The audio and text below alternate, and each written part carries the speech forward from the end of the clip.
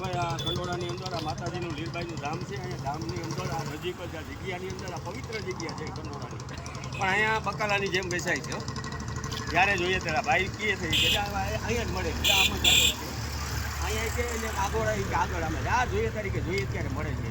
કાયમ આ બિચારા મજૂરો છે જો આ છે ને કેમિકલ વાળું છે કાંથી આવતું મરી જાય ભાઈ આ ન પીવાય હું મારનો લાઈ હા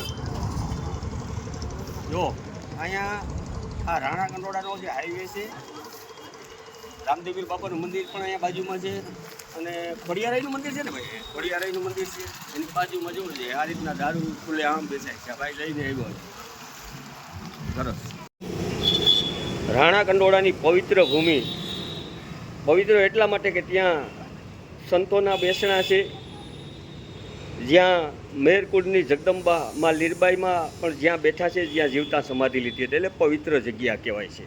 અને ઘણા લોકો દ્વારા સાંભળવામાં મળ્યું કે ભાઈ અહીંયા આ રીતની પ્રવૃત્તિ થાય છે અને અહીંયા એટલે મને મારી નજરમાં મેં નજર મારી તો નજરની અંદર પણ ઘણી બધી કોથળીઓ આવી. એટલે પછી મેં પરમ દિવસે લાઈવ કરી અને આ જે કંઈ હકીકત ત્યાં હતી કોથળીઓ અને એવું બધું બતાવ્યું કે એના ઉપરથી એ તારણ નીકળે કે અહીંયા આજુબાજુમાં ક્યાંક વેચાણ થતું હોય અને દારૂ પીવાતો હોય.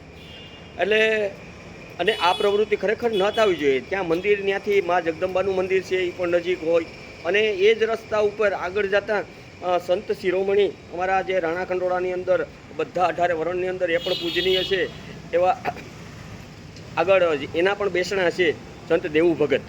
તો આ જે કૃત્ય છે એ સારું નથી, અશોભનીય છે અને ખરેખર ગામના જે વડીલો છે અગ્રણીઓ છે એને પણ જાગવું જોઈએ. આવી પ્રવૃત્તિઓ જો થતી હોય તો એને માટે એને પગલાં લેવા જોઈએ અને જેની ફરજમાં આવે એણે પણ આ પગલાં લેવા જોઈએ. કારણ કે અહીંયા રાણા કંડોળાની અંદર પોલીસ ચોકી પણ આવેલી છે.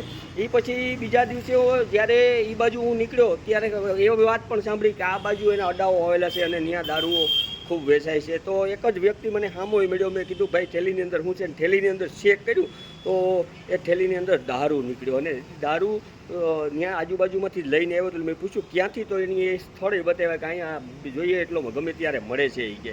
એટલે જાણે શાકભાજી વેચાતી હોય એ રીતનો ત્યાં દારૂ મળે છે. અને ત્યાંથી પોલીસ ચોકી છે એ પણ નજીક થાય, માત્ર 400-500 મીટરની આજુબાજુ થતું હોય.